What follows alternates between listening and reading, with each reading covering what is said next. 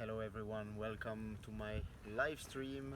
Another video from Biel, or actually not quite Biel because we've climbed up there the mountain over Biel and the lake over there, which you certainly see.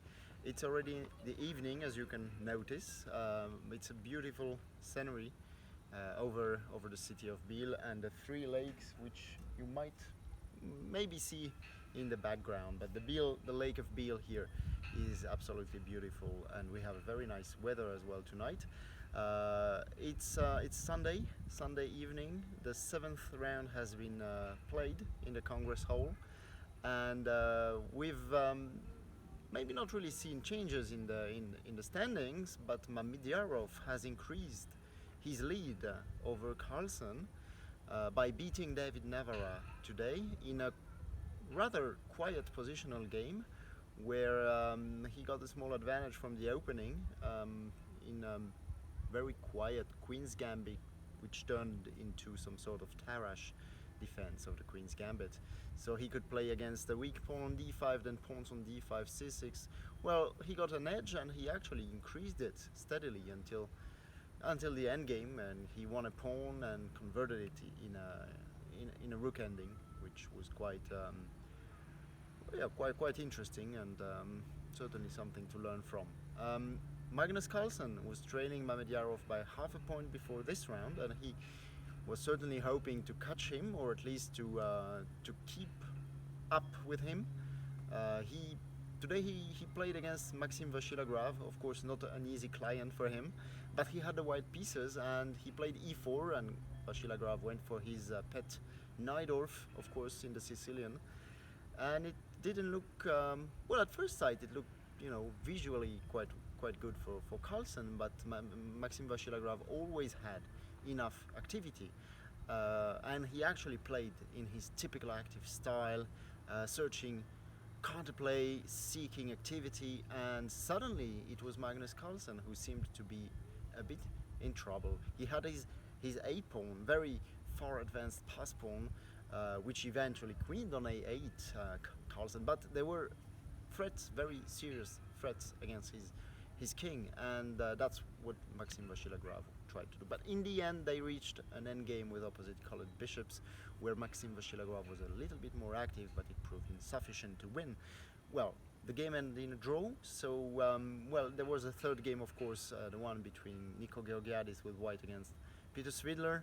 Georgiadis went for e4, that was another Najdorf, and, well, it looked very messy in the middle game, but Svidler came out of the complications on top, and even though Georgiadis sacrificed an exchange, which looked interesting, but he didn't really manage to follow through, and he lost on move 28. He resigned on move 28. So Svidler, by winning this game, moved up to +1 again. We have, so the standings after round 7 is as follows. Mamidyarov leading with 5.5 out of 7. That's +4 out of 7 rounds. That's a huge score, and he leads a whole point ahead of Carlsen, who has 4.5. Svidler has 4. Maxim Vachilagrov has 50%, 3.5 points. Navarra 3 points, and Nico Georgiadis last with just half a point, which he got some rounds ago against the world champion Magnus Carlsen. 3 rounds to go, and 1 point gap between Mamidyarov and Carlsen, but I don't think this really scares Magnus Carlsen. He's famous, he's really well known for his fantastic finishes. He's able to start a final sprint in most tournaments, and sometimes he makes up for a point gap and eventually wins the tournament. Tomorrow, Magnus Carlsen is going to play with the black pieces against Peter Svidler. Not an easy pairing for him. Usually, I'm not gonna say he struggles against Svidler, but he doesn't have the huge score, and going together, he doesn't have really a psychological advantage against his opponents, Peter Svidler. I can recall, for instance, the last round in London candidates in 2013, and Carlsen lost. Eventually qualified, even nevertheless, but he lost that last round. So not an easy opponent for him, and we're gonna see what he's gonna do with the black pieces.